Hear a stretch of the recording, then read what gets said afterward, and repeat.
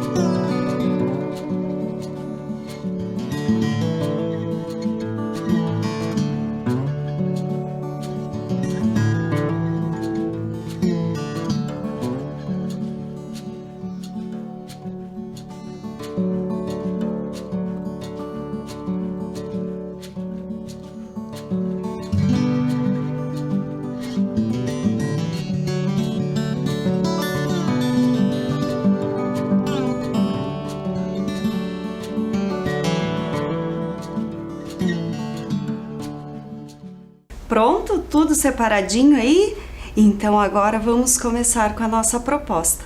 E então para falar das relações diplomáticas entre o Brasil e o Chile, nada melhor do que a gente conhecer um pouquinho mais sobre o Chile. E como nós vemos no mapa, nós estamos aqui, ó, no mesmo continente. Então aqui nós estamos aqui e o país chileno é essa parte aqui que a gente vai conhecer. Estamos no mesmo continente, a América do Sul. O Chile está localizado ao longo da costa oeste da América do Sul, entre o segmento mais alto da Cordilheira dos Andes e o Oceano Pacífico aqui do lado sul. E o Chile, então, ele está dividido em 16 regiões. Olhem lá. Essas regiões que eu coloquei aqui são as 16 regiões. Essa em destaque é a única que recebe o nome de região metropolitana de Santiago, que é onde fica a capital do Chile, Santiago. As demais regiões, as outras 15 regiões no caso, são parecidas com a nossa organização aqui de estados. Então dentro dessas regiões tem as cidades, os bairros, vilas, tudo certinho. E aqui nós temos um mapa, e nesse mapa ele mostra bem certinho onde está cada região dessa, está aqui. E como eu tinha dito ali, então, aqui, essa região vermelhinha aqui é a região de Santiago, tá? A região metropolitana de Santiago, onde fica a capital do Chile.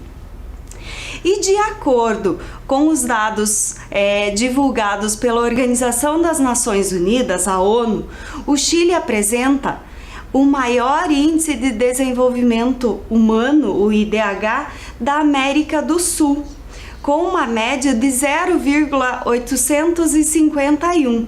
E esse número, quando a gente fala em IDH, quanto mais próximo do 1, quer dizer que a taxa de qualidade de vida é mais alta, então mais próximo de 1 é melhor.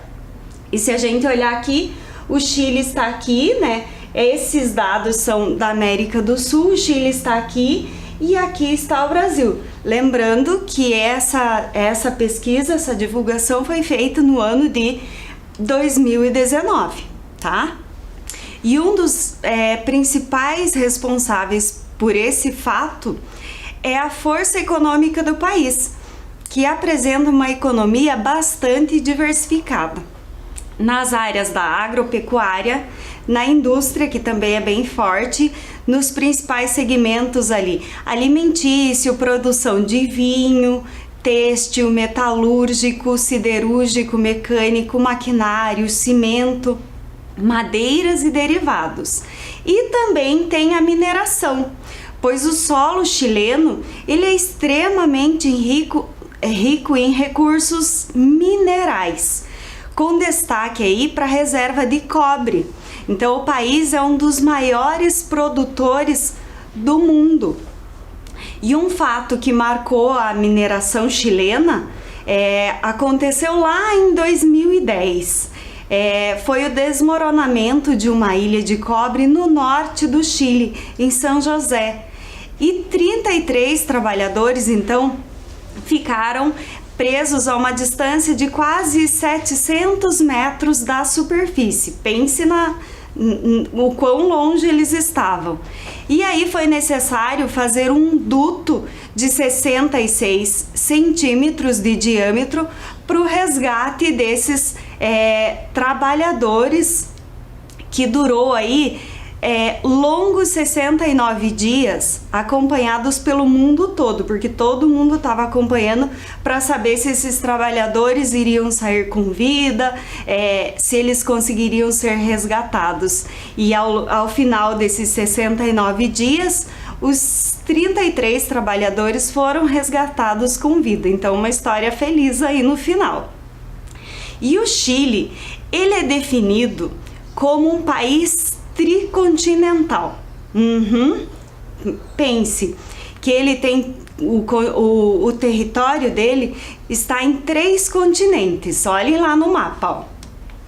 o continente americano, que é essa primeira região aqui que eu tô mostrando para vocês, o Antártico, aqui o Antártico, e ali a Oceania. Então, tricontinental porque ele tem território nos 3 continentes, certo?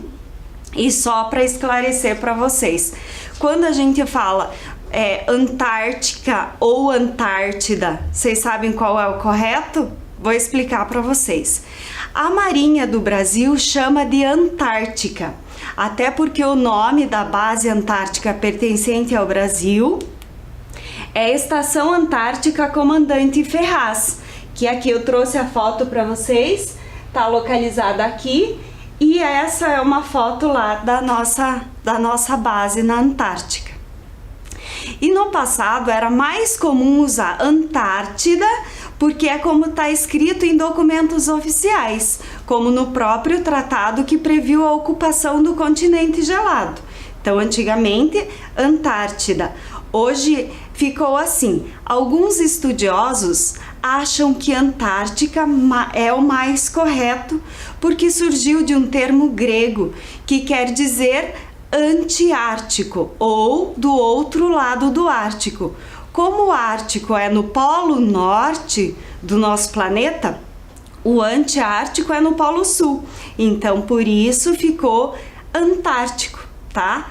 Então, as duas maneiras aí não estão erradas, né? Uma é que era utilizada antigamente em documentos oficiais e hoje os estudiosos já preferem falar Antártica, como a nossa base lá tem o nome Estação Antártica Comandante Ferraz. E voltando então para o nosso território lá do Chile. Ele é composto então por 3 zonas geográficas. O primeiro deles, o Chile continental. Vou mostrar aqui para vocês, ó. Chile continental, que é essa região aqui, a primeira região lá, que compreende a faixa na costa oeste do Cone Sul. A segunda região geográfica é o Chile insular. Olha lá, vou mostrar aqui, ó. Chile insular, que corresponde a um grupo de ilhas de origem vulcânica no Oceano Pacífico Sul. Então, olhem lá, ó. Nessa área ali tem os arquipélagos de Juan Fernández, que é as ilhas, né, de Juan Fernández, as Ilhas Desventuradas e a Ilha de Páscoa, que a gente vai conhecer um pouquinho mais ali além da nossa aula, tá? Então, esse território, essa segunda área geográfica, ela está localizada na Oceania. E a terceira zona a zona geográfica é o território antártico chileno, que olha lá, é essa região aqui que a gente estava falando agora há pouco. E essa zona, então, sobre o qual essa parte, o Chile reivindica soberania, estendendo seu limite sul até o Polo Sul.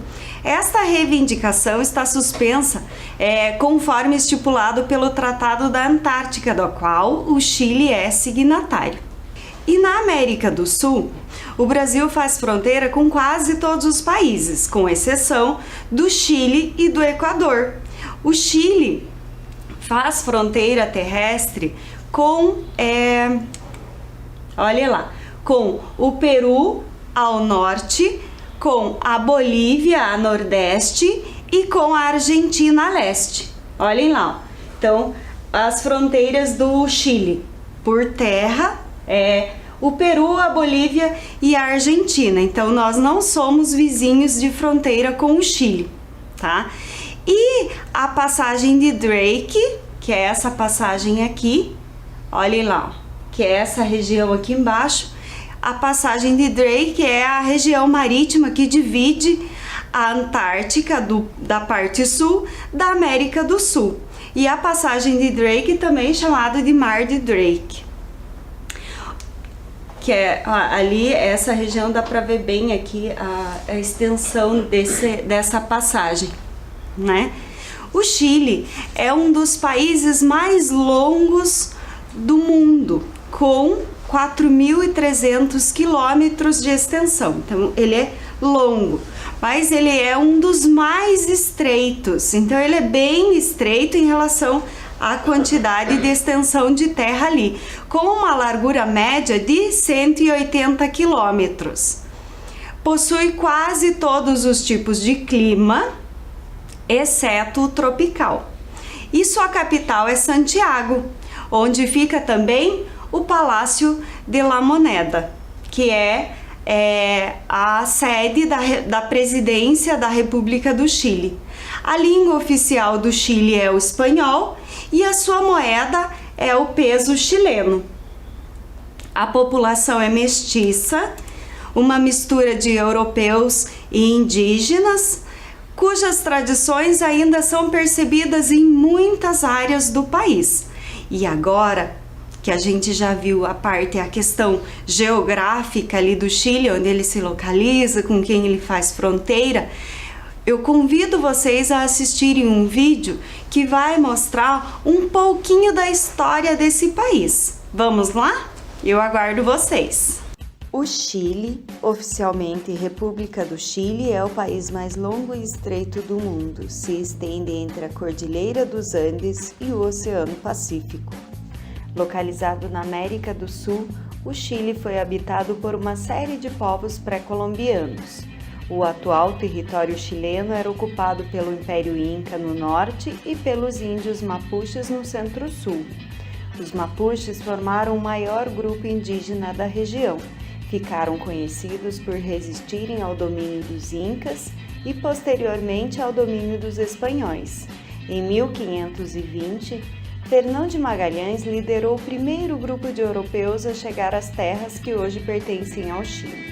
Diego de Almagro, posteriormente, realizou uma expedição até o Vale de Coquimbo. Os habitantes originários dos vales centrais do Chile impediram o avanço do grupo até o sul, forçando-os a voltar ao Peru em 1540. O conquistador espanhol Pedro de Valdívia realizou a campanha que fundaria a cidade de Santiago, atual capital do Chile. A colonização espanhola aconteceu por meio da criação da Capitania Geral do Chile, que a conquista da independência chilena ocorreu após anos de guerra, no dia 12 de fevereiro de 1818. Movimento administrado por Bernardo O'Higgins. No século XIX, um evento marcante para a história chilena foi a Guerra do Pacífico, onde o Chile saiu vitorioso e incorporou ao seu território áreas ricas em recursos naturais dos países derrotados. O Peru perdeu a região de Tarapacá e a Bolívia teve de ceder a região costeira de Antofagasta, ficando sem uma saída soberana para o mar, fato que ainda hoje gera efeitos negativos nas relações diplomáticas entre Chile e Bolívia. A história desse país é marcada por disputas políticas e governos instáveis. Vários governos se alternaram no poder até que um golpe das Forças Armadas destituiu do governo o presidente eleito Salvador Allende em 1973 e instaurou a ditadura do general Augusto Pinochet, que colocou em prática um dos regimes mais violentos da América do Sul, que se estendeu por 17 anos. Augusto Pinochet governou o país com mãos de ferro e um dos momentos mais marcantes na tomada do país foi o bombardeio na Casa de la Moneda, sede do governo chileno. Pinochet deixou o poder após a realização de um plebiscito nacional, onde a população chilena optou pelo fim do governo militar no país, no ano de 1990. Novamente foram realizadas eleições presidenciais, onde a população escolhe o presidente a ser eleito. E em 2006 foi eleita a primeira mulher a ocupar a presidência do país, Michelle Bachelet. E o atual presidente do Chile é Sebastián Piñera desde março de 2018.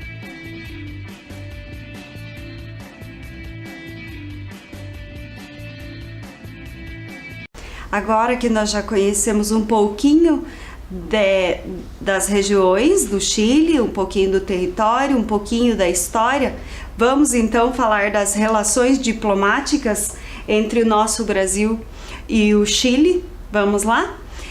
O Brasil e o Chile estabeleceram relações diplomáticas a partir do ano de 1836. E em 1838 foi assinado o primeiro acordo entre os dois países, o Tratado de Amizade, Comércio e Navegação. E o primeiro representante do Chile credenciado em 1865 junto ao Império do Brasil, que na época o Brasil ainda era império, foi o político, diplomata e intelectual chileno, que é esse que vocês estão vendo na tela, o José Victorino Lastarria. E posteriormente, em 1922, os dois países elevaram suas legações no Rio de Janeiro e em Santiago, a categoria de embaixadas. Então, a partir desse momento, foram criadas as embaixadas. Então, nesta época aqui, o Rio de Janeiro, porque era a capital do nosso país. E lá em Santiago, capital do Chile, certo? E em 1977, foi inaugurada a nova sede da Embaixada do Chile em Brasília, por ocasião da mudança da capital brasileira do Rio de Janeiro para Brasília no ano de 1960. Então, a capital era no Rio e foi transferida no ano de 1960 para a Brasília, certo? E os principais motivos da embaixada são promover e fortalecer os interesses em diferentes áreas do relacionamento bilateral, o relacionamento entre esses dois países, aprofundando os contatos, o diálogo e a cooperação nas esferas política, econômica, cultural e social entre os Brasil e Chile. É muita coisa, né? Por isso que a diplomacia é tão importante. Olha quantas coisas estão englobadas ali.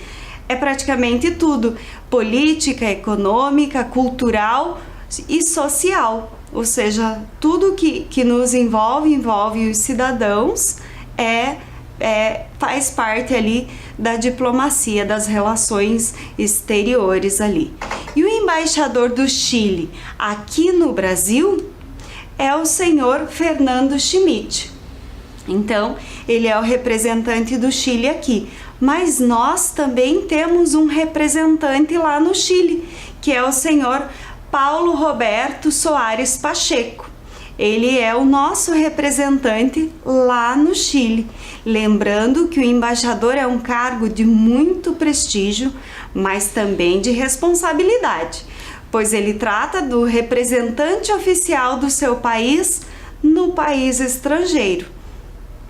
Além do embaixador e do setor consular da República do Chile em Brasília, nós também temos os consulados gerais e os consulados honorários, que é o que a gente vai ver agora. Olhem lá. Consulado Geral da República do Chile no Rio de Janeiro. Então, esse consulado geral, ele é subordinado à embaixada. Mas, subordinados a ele, nós temos ali o consulado honorário da República do Chile em Salvador, em Belo Horizonte e em Manaus. O próximo consulado geral ali do Chile é em São Paulo. E o consulado subordinado a ele, consulado honorário, fica em Campo Grande. E nós estamos aqui, ó, Consulado Geral da República do Chile em Porto Alegre, e nós então temos aqui em Curitiba o consulado honorário da República do Chile aqui. E em São Francisco também tem um consulado honorário que é de responsabilidade do Consulado Geral de Porto Alegre. E o nosso, então, cônsul honorário do Chile aqui em Curitiba é o senhor Luiz Celso Branco. E nessa foto nós vemos os nossos dois representantes ali, os dois representantes do Chile, o embaixador e o nosso cônsul honorário, senhor Luiz Celso Branco. E agora, falando então em diplomatas importantes na história das relações do Chile, nós temos duas figuras bem importantes que foram diplomatas do Chile, mas que também não foi a única contribuição desses dois. Já ouviram falar no Pablo Neruda e na Gabriela Mistral? Pois é, nós vamos conhecer um pouquinho cada um deles agora. E eu vou começar então falando do Pablo Neruda.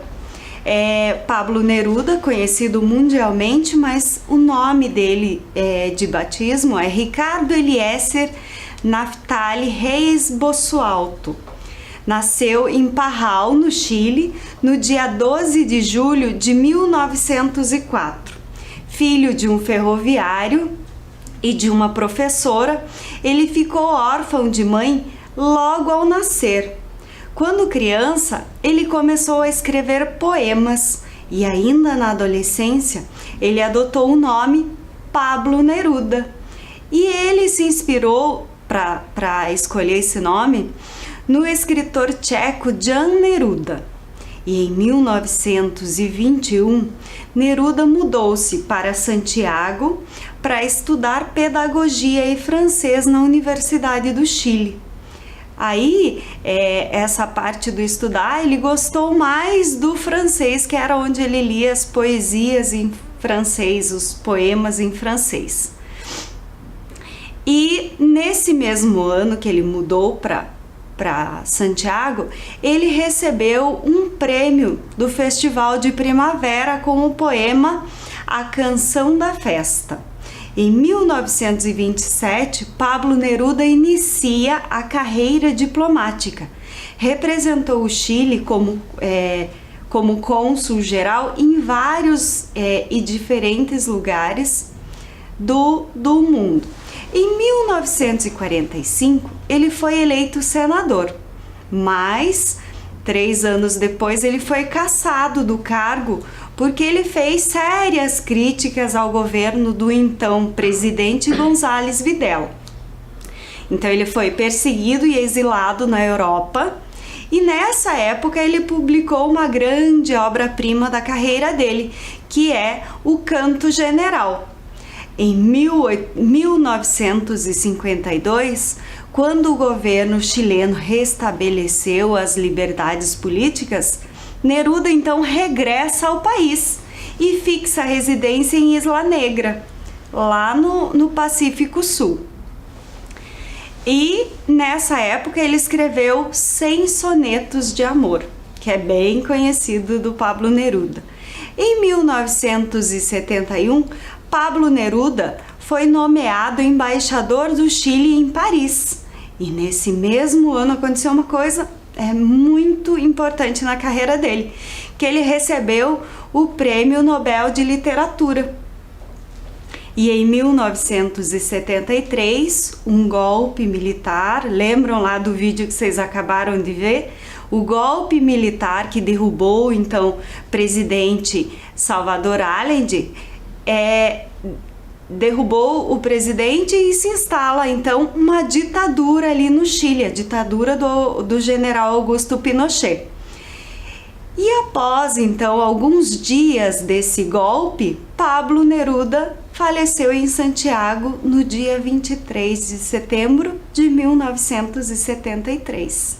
E toda a vida e carreira desse escritor pode ser vista visitando lá no Chile alguns espaços em que ele morou.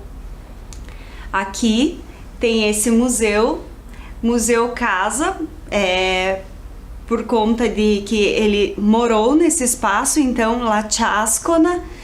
Pablo Neruda construiu em Santiago em 1953, dizem que ele construiu para um amor secreto dele na época, e em sua homenagem ele a batizou então de La Chascona. que faz referência aos cabelos abundantes, cabelos ruivos abundantes dela. E o próximo é esse museu, casa também, porque também ele morou lá, de Isla Negra. E esse museu, localizado em El Quisco, o lugar era originalmente chamado de Las Gaivotas, em que o poeta a rebatizou de Isla Negra pela cor de suas pedras e talvez porque ali ele pudesse se concentrar, se isolar para escrever. E esse Museu La Sebastiana fica na região de Valparaíso. Esse museu foi saqueado durante o golpe militar de 1973, mas foi restaurado em 1991. E graças ao apoio da Telefônica da Espanha, uma contribuição muito importante que também possibilitou a compra da parte do lado dela, né, da casa, que então tudo virou ali um museu do Pablo Neruda. E agora que a gente já conheceu um pouquinho ali do Pablo Neruda, a história dele, agora eu convido vocês então para conhecer um pouquinho sobre a Gabriela Mistral. E a Gabriela Mistral, ela nasceu num ano muito importante aqui no Brasil, o ano da Proclamação da República. Alguém lembra que ano foi? Foi quem acertou, então, quem disse que foi em 1889. Foi o ano em que a Gabriela Mistral nasceu. E ela tem uma carreira aí cheia de funções importantes. Foi educadora, poetisa e diplomata. E agora, então, eu vou mostrar um vídeo para vocês e a gente já volta para conversar mais. Olá! Hoje vamos falar de uma história que começou no dia 7 de abril de 1889, data em que nasceu na cidade de Vicunha, no norte do Chile, Gabriela Mistral, pseudônimo literário de Lucila de Maria do Perpétuo Socorro Godoy Alcaiga. Ela foi criada na região dos Andes, na vila de Monte Grande. Sua mãe era costureira e seu pai professor. Aos 16 anos, decidiu dedicar-se à carreira de professora e, com 25 anos, ganhou um concurso de poesia em Santiago. Começava a nascer Gabriela Mistral, nome criado em homenagem aos poetas que admirava, o italiano Gabriele D'Annunzio e o francês Frédéric Mistral. Gabriela publicou seu primeiro livro de poesia, Desolation, em 1922 e no mesmo ano foi convidada para trabalhar no Ministério da Educação do México. Logo, se tornaria uma referência na pedagogia, elaborou as bases do sistema educacional do México, fundou escolas e organizou várias bibliotecas públicas. A notoriedade a levou a desempenhar diversos cargos diplomáticos na Europa, América Latina e Estados Unidos. Iniciou sua carreira consular em 1932, foi nomeada consulesa do Chile e representou seu país em Nápoles, Madrid, Lisboa e no Rio de Janeiro. No ano de 1945, Gabriela Mistral recebeu o Prêmio Nobel de Literatura, se tornando o primeiro nome da América Latina a ganhar essa premiação. O Prêmio Nobel a transformou em figura de destaque na literatura internacional e a fez viajar pelo mundo e representar seu país em comissões culturais das Nações Unidas. A intelectual chilena sempre esteve atenta aos problemas de seu tempo. Na obra Pecados Contados a Chile, analisou múltiplos temas como a condição da mulher na América Latina, a valorização indígena, a educação pública e obrigatória e a necessidade de diminuir as desigualdades sociais no continente.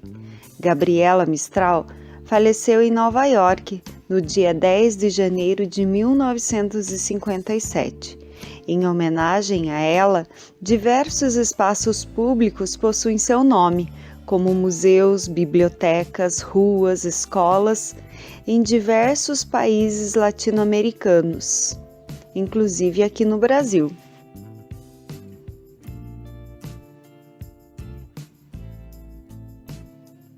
E vocês viram que interessante a vida dela? Ela é uma inspiração, né? E aqui em Curitiba nós temos uma escola que leva, então faz homenagem a Gabriela, leva o nome dela, Escola Estadual Gabriela Mistral. Vocês já devem conhecer alguém que estudou ou estuda nessa escola, né? Então vocês agora já sabem o porquê que ela recebeu esse nome. É uma homenagem a uma escritora, diplomata, professora chilena. Tá? E a vida dos dois tem muitas coisas em comum. Além da mesma nacionalidade, ambos foram escritores e diplomatas chilenos.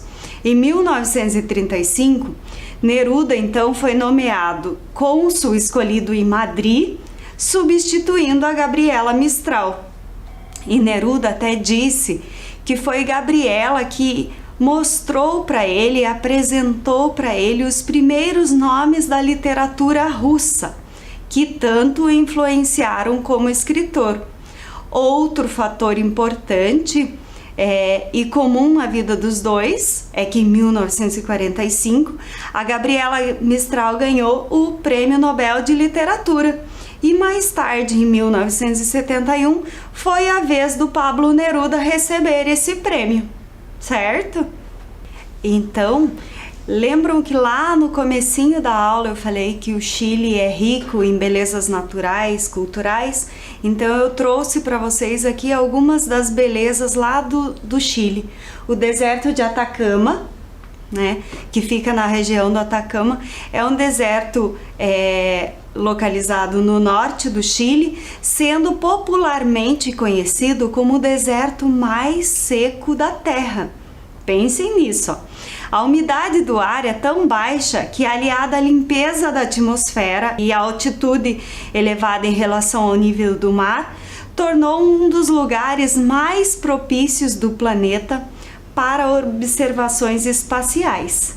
Tamanha é a nitidez com que se pode observar o céu no deserto. E é um dos principais campos de observação para desenvolvimento de pesquisa da NASA também. E o deserto, olha que interessante, além disso, ele também tem algumas plantas e alguns animais que dão um jeitinho de sobreviver ali no meio.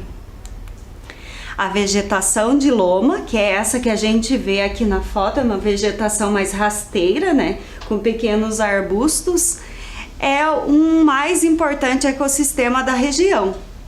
E animais vivem lá no deserto, olhem lá, eu trouxe algumas fotos para vocês de alguns animais. Aqui um flamingo que vive lá nessa região, e além do flamingo tem os mamíferos que vivem lá, olhem lá. Ó, dá para ver aqui nessa foto a vegetação ali atrás. Então, além desses, tem lagartos também que fazem então do deserto a sua morada. E nesse território também há vulcões, na maioria deles extintos, mas que fazem parte do visual do Atacama. E alguns propiciam o encantador fenômeno dos geysers. Já ouviram falar? Ah, olhem lá, ó, nessa foto dá para ver aqui, ó. Isso aqui, então, é o fenômeno dos geysers. E no vulcão Eltátil, por exemplo, ele ocorre. As águas subterrâneas encontram-se com a lava vulcânica e no nascer do sol saem jatos quentes de vapor que chegam até 10 metros de altura. Pense na beleza que deve ser ver o pôr do sol no deserto e acompanhar esse fenômeno, né, que acontece lá. E o Chile é tão rico em belezas naturais e culturais que em cada lugar que a gente vai lá tem uma novidade, seja histórica, seja para a gente conhecer o meio ambiente. E além dos encantos do deserto, eu trouxe para vocês um vídeo sobre a Ilha de Páscoa. E a gente já volta. Espero que vocês prestem atenção em cada detalhe. Hoje vamos conhecer a Ilha de Páscoa. Seu nome original é Rapa Nui. Localizada na região de Valparaíso, no Chile, sua capital é Rangaroa. A ilha fica no meio do oceano e justamente por isso é chamado de umbigo do mundo e é considerada o território habitado mais isolado do mundo. A Ilha de Páscoa recebeu esse nome após o explorador holandês Jacob Roggeveen desembarcar no local após dias de viagem num domingo de Páscoa no ano de 1722. Segundo o estudioso Jared Diamond, a ilha teria se originado a partir de 3 erupções, há milhões de anos. Desde então, os vulcões permanecem adormecidos. O mais antigo deles é o Poic, que formou o canto sul da ilha. Da segunda erupção surgiu Hanukkal, no sudoeste. E por último, a erupção de Terevaca, localizado no canto norte da ilha. A ilha vulcânica em formato triangular é o local onde desenvolveu-se uma civilização polinésia conhecida como Rapa Nui. Os antigos habitantes são responsáveis pelas construções mais misteriosas do planeta, os moais, que são gigantescas figuras humanas esculpidas em rochas vulcânicas, que pesam toneladas e alguns medem mais de 10 metros de altura. Alguns questionamentos em relação às gigantescas estátuas e ao povo Rapa Nui é como conseguiram esculpir e, sobretudo, transportar essas enormes e pesadas estátuas de pedras espalhadas pela ilha. O Parque Nacional de Rapa Nui corresponde a 43,5% da área total da ilha. Foi declarado Patrimônio da Humanidade pela Unesco na categoria de Bem Cultural. Reúne uma grande quantidade de sítios arqueológicos de valor universal, belíssimas praias com areia cor-de-rosa, silenciosas cavernas, muita história para contar entre enigmas e lendas milenares. Nossa, muito bacana essa ilha, né? Tem muita história para contar. E eu sugiro, deixo como dica para vocês, que após acabar a nossa aula, que vocês vão pesquisar mais para vocês conhecerem, que tem muitas pesquisas em torno dessa civilização que viveu lá. E agora, então, baseado nisso, eu trouxe para vocês uma atividade. E a atividade, então, que a gente vai fazer é um moai, só que o nosso moai vai ser esculpido na pedra de sabão. Lembram que eu pedi lá no comecinho? Então, o que vocês vão fazer? Vão pegar lá a pedra de sabão de vocês, né? Eu trouxe aqui uma que tá nova. Então, o que vocês vão fazer? Vão pegar essa pedra de sabão. Eu até testei depois para ver como que a gente poderia fazer, se poderia fazer com lápis, dá para desenhar com lápis na pedra de sabão. E aí eu peguei lá uma tampinha de caneta. Não precisa nem da tesoura e nem bom, não precisa da tesoura. O que a gente pode fazer é esculpir, então, um moai. No caso aqui, esse moai ele está até aqui a cintura, mas a gente sabe que lá no Chile tem moais enterrados lá de corpo inteiro. Então o que vocês podem fazer é esculpir a pedra de sabão de vocês. Eu vou dizer para vocês, comecem a fazer que vocês vão gostar, porque é muito bacana a gente começar a esculpir. Eu comecei o meu aqui e eu espero que vocês gostem, e se conseguirem terminar e tudo, me mandem uma foto que eu vou ficar muito feliz de ver, tá?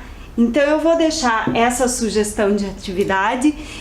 Infelizmente o nosso tempo acabou, mas eu espero que vocês tenham se encantado com o Chile, como eu sou encantada, tá? E até a nossa próxima proposta.